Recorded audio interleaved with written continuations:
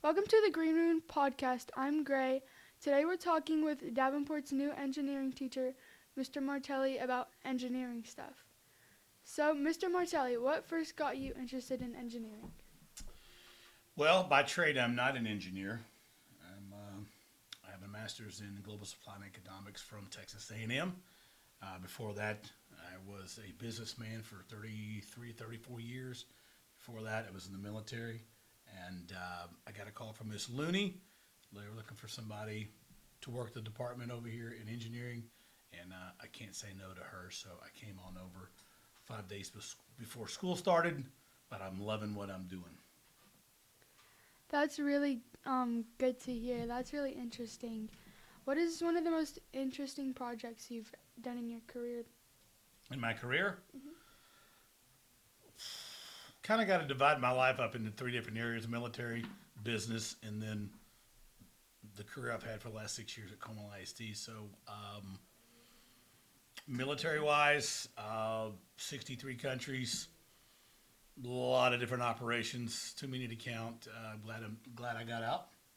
Business was being able to build a business, and then from that point, divest it, move on to another project, and I was very happily very successful in that. And then out here being at Davenport for the last 5 months, I love being here and I love what I'm doing. How It's is fun. how is it teaching engineering? It's good. I come up with ideas from guys and girls in the engineering world already. They're out there. They're my friends. They're business partners or people I know in the industry. They're actually sending me things that our students need to be doing in engineering, real world, right? Kind of like what we're doing here, teaching kids real world stuff, and then I follow, of course, the course curriculum for the engineering, and it's a lot of fun. But we're going to be shifting gears next year into like some more heavy in robotics and 3D printing and stuff like that. So it's fun. That's really interesting. A lot of people think engineering is just math. Is that true? There's a lot of math in engineering. Depends on what you do. There's social engineering. There's botanical engineering. There's food engineering. There's a lot of stuff in engineering, and that's a great question. It really is because a lot of people say, look at a building or a ship or a car or something like that. Engineers did that. What you're doing in the media, there's actual classes in social engineering and media engineering about what you're doing. It's so diverse. There's about every discipline you could think of in engineering, and it's opened my eyes up being here and seeing these kids take on and asking questions like you are about, hey, it's not just civil, mechanical, petroleum, or electrical. It's much more. That's really good to hear. So we are gonna play a game of Would You Rather. Are you ready? Go ahead. Would you rather teach a class full of students who ask a lot of questions or a class that never says anything? Questions. Why? Always ask questions. You'll find out so much about a topic or a project or someone when you ask questions. You know, you get to meet people, then that question leads to the next one, to the next one. Silence is deafening. Would you rather have a classroom pet or have to never grade papers again? A classroom pet is like an animal pet. Yeah, like how some kindergarten classrooms have like hamsters. I would rather grade papers. I get to understand and learn about students and people. It's some bizarre answers. Let me give you an example. I've had some tests in my class, and I put fictitious names as answers, like Buck Owens, George Strait, and you'd be surprised what people answer just to gauge to see where they're at. And you begin to learn about a student or a person by seeing what their answers are given, what they're supposed to be tested on. It's pretty funny, but it's cool in the same way. Yeah. So, would you rather teach only one subject but be the best teacher at it, or teach a variety of subjects but just be average? I'm going to go with the multiple subject average guy. It's like being here with you and the young lady behind the camera and the students in this room here. Um, I think at this point in my life, in the last probably 10 years, it's nice to spread around what you know and give those persons like you and her an opportunity to become what you need to become. My days are over pretty much, right, as far as that goes. to see y'all blossom. So the more people I can affect and allow them to go on their own direction with a little guidance, but being on their own. In other words, you make up your own mind. I give you a little help. You blossom in your own direction. That's what's exciting to me. Okay, next question. Thank you for that. Would you rather have your students always be on time or never have to do homework again? Be on time, or what was the other one? Not have to do any homework. Like you don't assign homework. I don't assign homework in my class.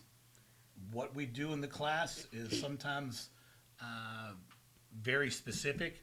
I want to be there in case they have problems or questions and projects. We're talking about motors and fans and electricity, and sometimes we're talking about specific topics or way they're doing a paper. So if I'm there, I can help them versus taking homework home. You got enough homework to take home already with everybody else. Yeah. I don't assign homework. Thank you. You're welcome. I'm sure people would definitely appreciate that. Yeah, hope so. Would you rather take a class trip to a science museum or a field trip to an art museum? Ooh, that's a tough one. A science museum or an art museum?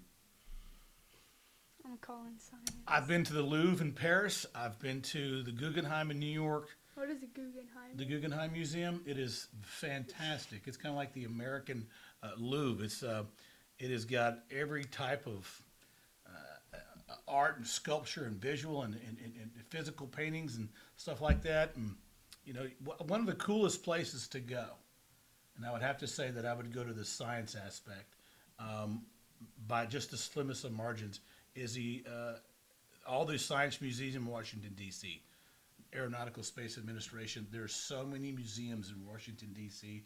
There's no way to do them in 2 or 3 days. Absolutely no way.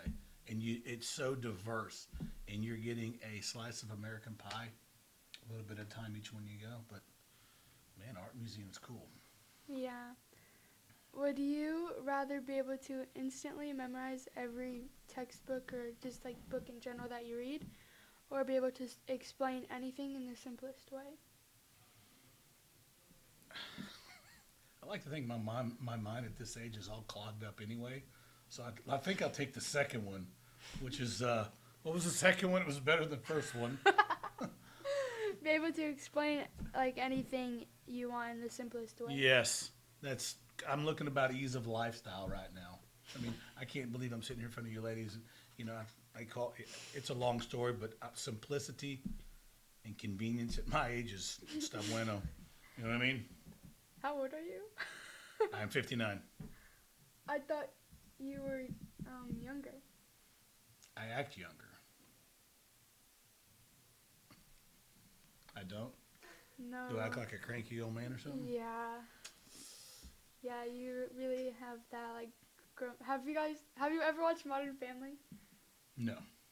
Well, you remind me of Rich Grandpa. Rich Grandpa? Yeah, that he has like a. He's like really grumpy, and he's just like, just old and grumpy. I would say I'm old and grumpy. If you knew some of my friends, they would probably say the opposite. I want to make sure that you get a good foundation for what you're doing. You're going into broadcasting, right? Yeah. Doing this takes a little bit of seriousness when you get behind the microphone. Yeah. This is fun. I enjoy this, but getting prepped for stuff like this to do, a little pride never hurt.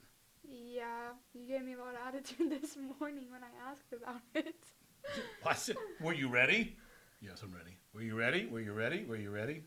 So when you come and do Well, something, I can't just come in and automatically be ready. I literally just finished eating my lunch. Me too. I ate that chicken sandwich over. Oh my gosh, enough with the chicken. He's been I gotta complaining get some about that Tums. chicken sandwich. Telling you, man. Maybe some Alka-Seltzer, some Rolaids or something. Oof.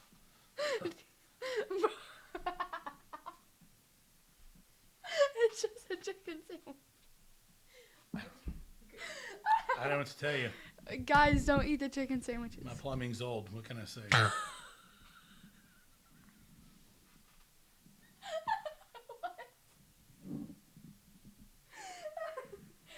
Okay, guys, don't eat chicken sandwiches. Okay, back on track. Would you rather always teach in the same classroom or always change classrooms every day? I could change classrooms every day. I'm helping Zach, Mr. Delane here, do this type of stuff here. I've got my class here. We do multiple things, but if I had my druthers, it would be out and about. I'm an extrovert, not an introvert. That would suit my personality a lot better. Is there any like stories you want to tell about your time at Davenport, or just anything in general? My time at Davenport has been very limited. September, 5 days before school started, I got the job, and I'm still into the learning capacities of being a rookie teacher. There's a lot to learn, especially on the admin side. You've never been a teacher before? Never. I was at Canyon Lake. I was ISS guy for 3 years. Before that, I was a para. And a year before that, I worked at Life Bridges, which is disabled, mentally, physically disabled adults. They graduate out of high school and they go to you for 2 years. You teach them life skills. That was a lot of fun. My daughter went through that program, so I chose this third career field of being in education after the previous two. So I've had a lot of fun. Easiest job I ever had in my life. Do you like teaching people things and I do. just I do. being around people? When you get to be a certain age, at some point, there's a lot of give back. You've done your deal, and you want to give back to somebody, and it's always like, hey, if I knew now what I know now back then, my life would have been a lot easier. I mean, it's like you hear it so many times, and I'm trying to give some of that back here in different ways, but yeah. Anyway, That's really nice. Okay, we have one more would you rather question. one more. Would you rather have a snow day every month or have a 3-day weekend every week? A snow day every month or a 3-day weekend? Would we have snow on the snow day? Like physical, nice snow, or just like icy, wet? I'd say nice snow. Nice snow, a couple Yeah. inches? Mhm. I'll take the snow. All right.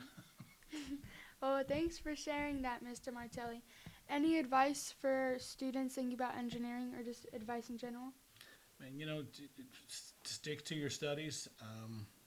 For the freshman class, they're always coming in every year. Everybody was a freshman at one time, like yourself. You're not always rhythmic and learning to do what you need to do, and that's just part of being 14 or 15 years. Don't take that so serious. I mean, you're going to be fine by the time you graduate. It's just a process you go through. Teachers are smart. They're here because they want to be here, because they have a passion for teaching students. That is paramount that you must know going into school. It's not because they're here just to be here, but they really care about students, or they wouldn't have picked this career field. I know that from being around for a while. So Thank you for sharing that. That's all for this episode. Thanks for joining BTP.